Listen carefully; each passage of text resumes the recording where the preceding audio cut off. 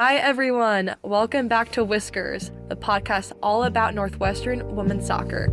I'm Ava Goodin, a player here at Northwestern, and with me today is Coach Rich Manning. Hello. We are so excited to sit down with the newest member of the Wildcat staff, Assistant Coach Christine McBeath. Christine was a stalwart defender and captain at St. John's University. She jumped straight off the pitch and into a college coaching career with stops at Stanford, Utah, and George Mason. We'll be talking coaching, team culture, and her first impressions of life on campus. Let's get going. Let's go. Ooh, Here we go. Welcome, Christine. Thank you. Hello, Christine. Hola, hola. Here we go. Yeah, we'll get right into it with some very deep questions. How old were you when you started playing soccer? I was 6 years old when I first started playing in Williamsburg, Virginia. It was my first rec experience, kind of thrown right into it, just trying a whole bunch of different sports. And soccer was the first sport that just stuck with me. And it was with Williamsburg Legacy. Shout out. Go Legacy. Yeah. Ooh. Were any other sports close to sticking, or was soccer that one by far at the top for you? I think it was first came from my dad being a big pusher of it for me. And then basketball was second. And then later on, I got into cross country to kind of like cross train to help with soccer along with it. But I enjoyed soccer and basketball the most, I will say. So we may see Christine jogging along Lakeshore bike path towards Chicago this summer. Yes. We'll keep an eye out for her. Okay, so we know you're a coach. We know you played soccer. What is something else people might be surprised to learn about you off the field? I love the outdoors. I mean, I know naturally as a coach, we're constantly outside, but I just love being in nature. So I enjoy hiking. I'll get involved with some pickleball here and there. Not super competitive, though, I would say. Still learning. But I think just kind of being exposed to new things, that's like always getting out of my comfort zone. I feel like that keeps life fun for me. So that's how I would kind of think outside as just coaching.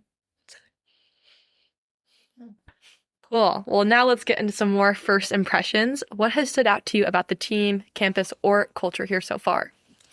Yeah, it's now day 10 for me here. Wow, flies, time flying by. Yes, it has.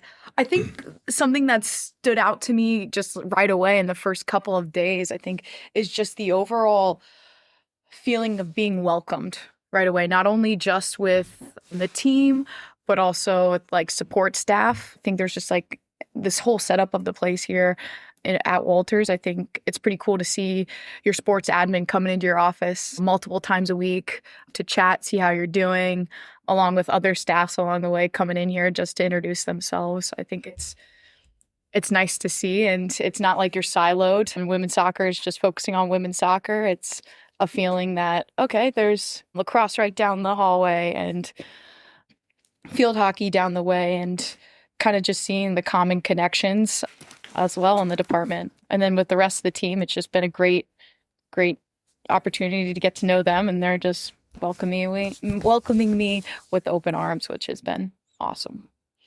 Well, for those of us listening that have not been to Walter Athletic Center, we'll put a link in the show notes about the setup here. It's a 4-story beautiful building. We're all in here together, food, studying, sports psych, other coaches, nutrition, medical, plus the beach right outside, which is frozen Lake Michigan right now. And a special shout out to our athletic director, Mark Jackson, who popped by 2 days ago with his new little puppy, Leo. My goodness. Leo? Leo is It's my brother's name. Leo is a cute. What kind of dog was it again? It was, Australian something, maybe? I don't know. I don't know, but it was a puppy. I could tell Cute, you. cute 10 little weeks dog. old. It was a boxer type. Yeah. Boxer type, yeah. Okay, well, future guest potential. Yes. Good to know Yes. that. Leo the dog. Cool. Well, let's get more into you as a coach. When did you know that you wanted to be a coach? Was there like a formative moment for you, or is that more of a gradual realization, I guess? It would go back to when I was in college, I first started coaching or getting involved with it with a high school team in Queens, New York. And we did it during the springtime. It was during the off season, so we had some extra time outside of training. And it was a great way to make a buck, but also kind of found my interest and piqued it, so to speak, of wanting to get involved in coaching per se. And I think back to how my college coach, Ian Stone, shout out to him, but he's been there for 25 Shout out Coach Stone at St. John's. 25 plus years. And I think back to the impact he had me along with the rest of the assistants that were there. And I kind of figured out like this is kind of like the ideal age that I enjoy working with and how much the impact they had on me. And I remember at the time I was like, I don't know if I want to follow like a finance. I got my major was I was a finance major, and I didn't know if I wanted to follow that path. And all I knew, I really love soccer. It was either keep playing, and then they're like, or you have the option to maybe consider coaching afterwards.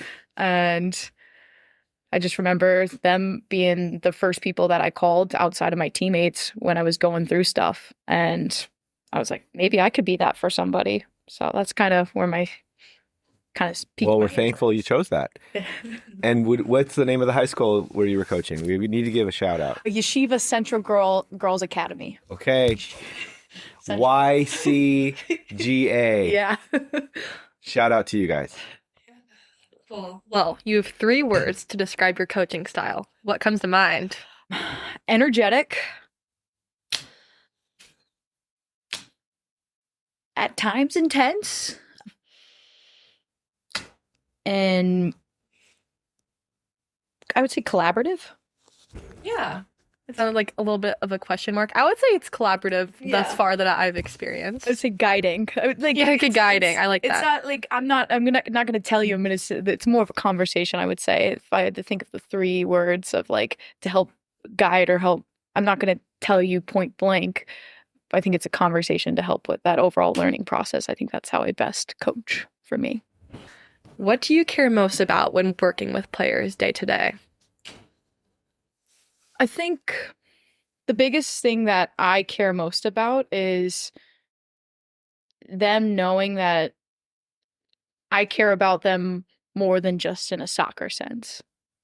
And that means it doesn't mean you're coming into the office and only talking about soccer stuff. No, I want to know what life is. What are your interests? What are you studying? What do you enjoy doing outside of just soccer? And I think that just shows us as coaches we're more than just the X's and O's and only caring about that side of thing, wins and losses. Yes, those are important, but I think ultimately like that's what we're in it for.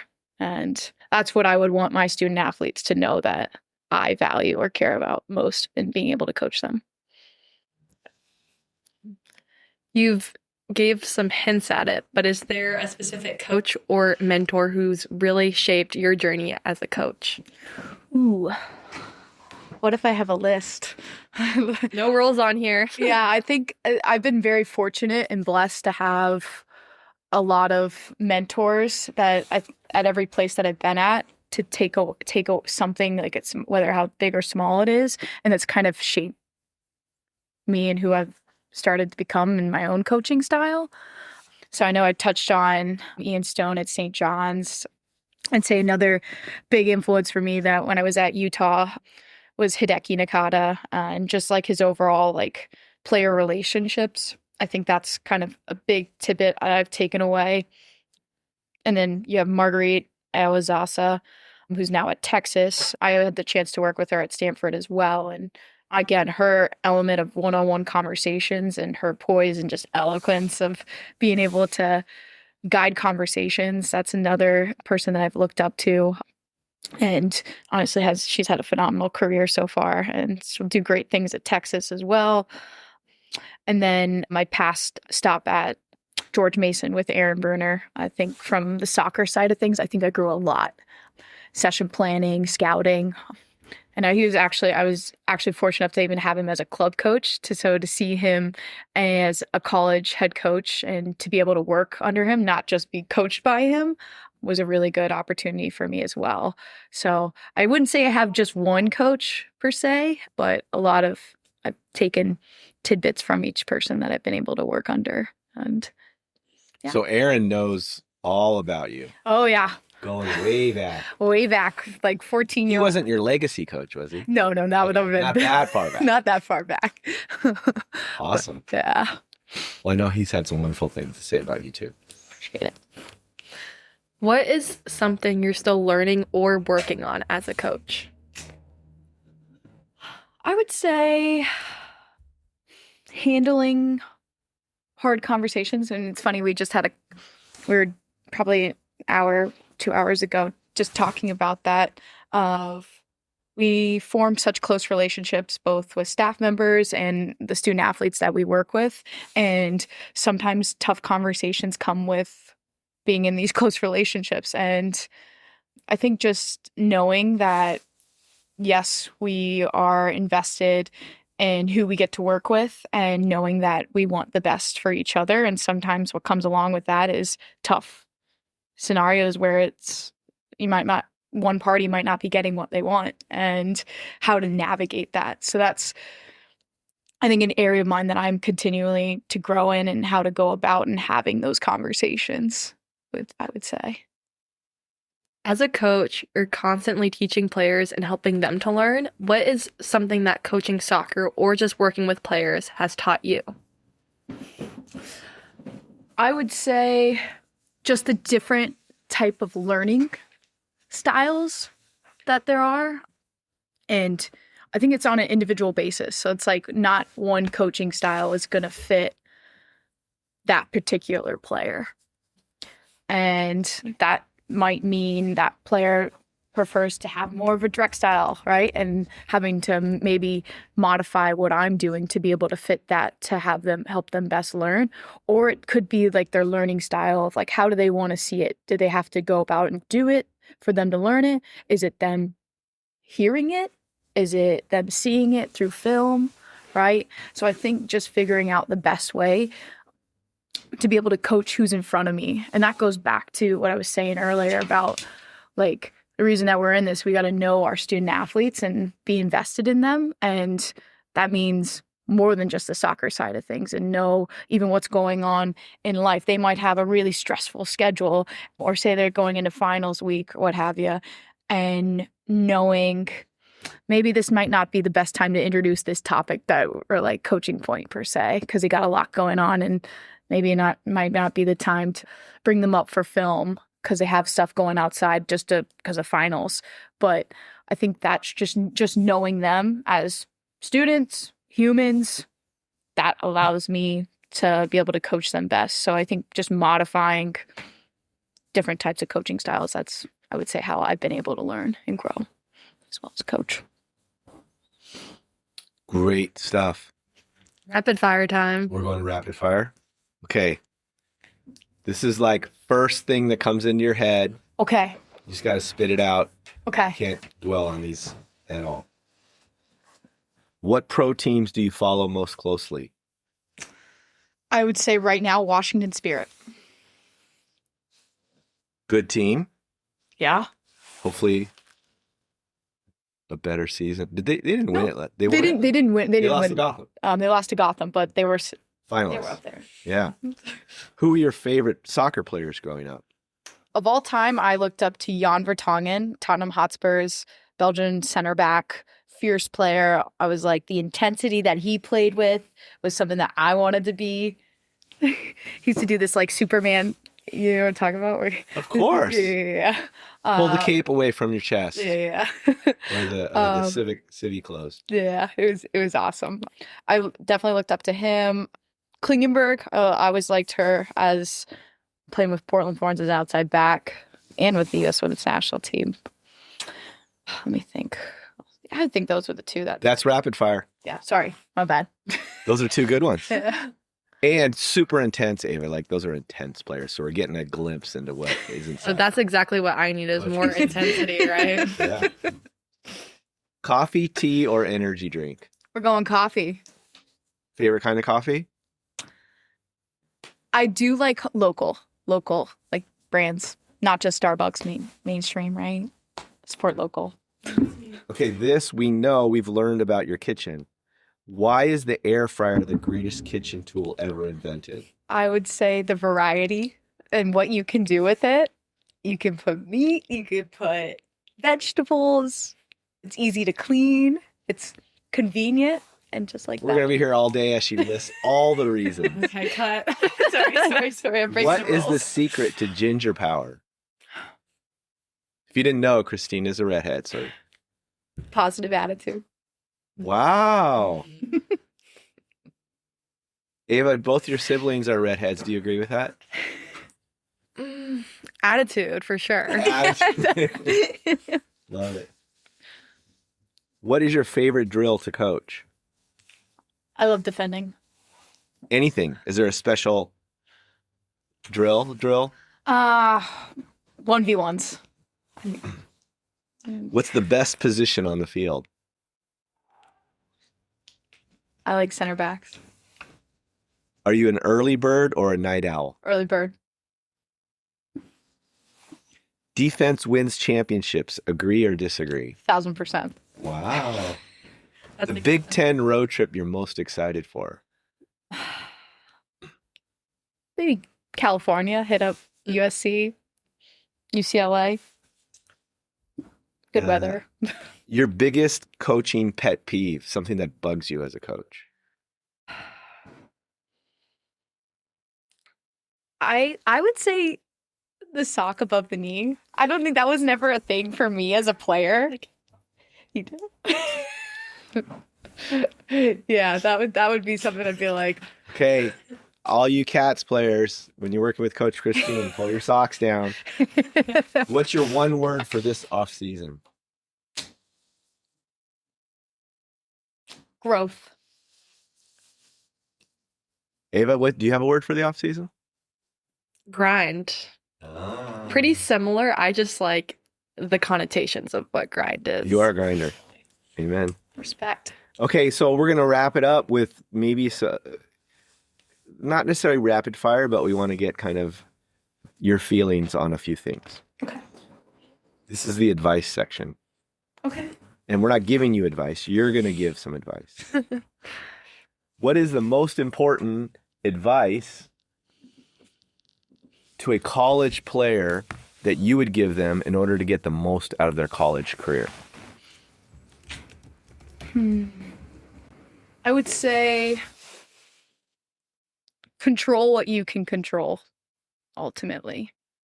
And know there might be some decisions that are outside of, that are in the coach's office, those decisions are happening. But the one thing you can control every single day is how you show up at training.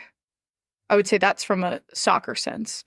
But don't let some of those outside decisions then affect life even outside of soccer. It's like, because you have a great opportunity to be able to be at a university, to be in a college environment even, and just remember that. That's what that would be my advice. That's great. And while we're on the advice portion of the interview, what is the most important advice you would give to a youth player that's looking to play in college? I think be comfortable with being uncomfortable. So what I mean by that, like pushing yourself out of your comfort zone, like, and how you're going to highlight yourself, and know we're not only just evaluating on, say, when you go out to your games and whatnot and seeing all the things that you do, we're also seeing the moments, oh, what happens if they make a mistake, and how they respond, how they transition, how they even just respond in general to something that's not going their way, or they're down a goal. I think that's something that I look to, and just like an overall willingness to even try something new, and it's uncomfortable. Because if you're just doing the same thing over and over again, how are you going to keep growing and learning ultimately? Okay, so all of you players, when you see Coach Christine on the sideline and you're in a game and she's evaluating you, remember, you better work hard after a mistake. You better not complain to the ref. or the wrath will come down. The ginger wrath. Yeah, ginger wrath. That's Special type. It's part of the ginger power. Wait, I thought the gingers were positive. Now we're I know. now we're I know. wrathful? It's no, not wrathful. We won't go to that far end of it, but we're all about growth and responding This to is positive growth. Yes, we're spinning it that way. Well, we're excited to have you here at Northwestern and excited that you came and joined Whiskers. Ava, anything to wrap it up? Ginger power, I think, is the one word I would use to describe this conversation. 2 words, but yes. 2 words. Thank you. Sorry, I'm journalism. I don't do math. Clearly. Okay, we're going to put some links in the show notes, and we're excited for you to get to meet Christine on the sidelines this spring and in the fall. Go Cats. Okay, we say ciao at the end. Ready? 1, 2, 3, ciao. Ciao. Ciao.